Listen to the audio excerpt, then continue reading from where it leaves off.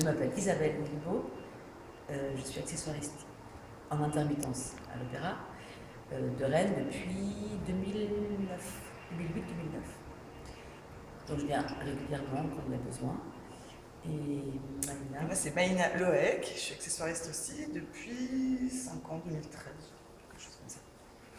Pas de formation précise, à part une formation universitaire de l'histoire de l'art. Moi, ma formation, c'est surtout sur le terrain. Et moi, j'ai fait les Beaux-Arts pendant 5 ans, mais après, c'est aussi ça, c'est l'apprentissage de métier en expérimentant, en faisant des stages, voilà, aussi un petit parcours par le cinéma, et puis un intérêt pour l'objet en général, et puis les décors. Il faut connaître un petit peu tout ce qui concerne la déco de toutes les époques, quoi. Enfin, il faut savoir les styles, enfin, ça c'est vraiment hyper important. Quand une production arrive, ça dépend déjà si c'est une création ou si c'est de l'accueil. Là donc pour Katia c'est de l'accueil, enfin, ça a déjà été créé à Ljubljana, donc les accessoires arrivent. Donc là pour cette fois-ci on n'a pas à chercher vraiment on n'est pas en recherche d'accessoires. On vérifie les accessoires, on voit en quel état ils sont, et puis comme ça a déjà joué il y a quelques années, les accessoires, il faut soit les renouveler, soit... Et puis des fois il y a des petits changements aussi dans la mise en scène. Autre chose, ça ne va plus. Voilà. Là c'est surtout les parapluies, donc là, c'est ça. Le coup. Il y a pas mal de casques, donc on en a commandé d'autres. Et puis il faut trouver des noirs comme ça a été créé. C'est pas forcément toujours évident.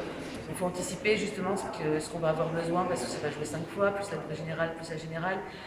On a vu un peu lors d'une répétition que une vanne se cassait, c'était fragile. Donc on fait une moyenne en disant il peut peut-être en casser 4-5 par spectacle, donc il faut qu'on ait une marge. On arrive à trouver plein de choses, on arrive toujours à trouver tout. Il n'y a jamais eu de panne, quoi, de choses introuvables. On ne peut pas se permettre. Mais on a un budget à tenir. Les demandes, elles viennent du metteur en scène ou du scénographe qui nous dit je préférais tel style, par exemple de parapluie, ou toutes les chaises, les tables, c'est nous qui les gérons. Avec la machinerie aussi, mais on est un petit peu on travaille ensemble là-dessus. On travaille vraiment ensemble, mais après, nous, tout ce qui est plus petit mobilier, eux, ils font le décor et nous, les objets, les petits voilà. mobiliers. Alors, après le travail de recherche, une fois que ça c'est fait, on arrive au spectacle, on assiste à toutes les répétitions pour voir comment ça joue, comment les accessoires vivent, hein. Enfin, c'est-à-dire si ça sort à court, à jardin, donc on note, voilà, et qui prend tel objet. Donc là, on fait notre conduite. Et après, le spectacle commence, et donc là, on fait une mise, c'est ce qui s'appelle une mise. On place tous les objets à courir à jardin. Et sur scène. Et sur scène, hein, avec des repères, enfin tout ça. Donc tout ça, ça a été vu avant la répétition. Et donc, une fois que ça commence, là, on est une à jardin, une à cour. Voilà. Et des fois, on donne des choses, on réceptionne, on s'assure que chaque chanteur a pris l'accessoire qui convient selon les entrées qu'il a à faire. Donc on a des tops aussi d'entrée d'accessoires. Par exemple, sur Barbe Bleue, on devait faire des... C'était quand même assez drôle, ça. Mais c'était bien ça. Il y avait une machine à laver géante.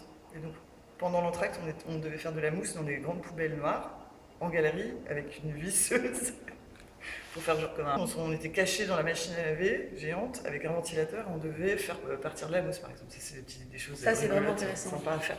Ne saute pas dans la Volga, Katia.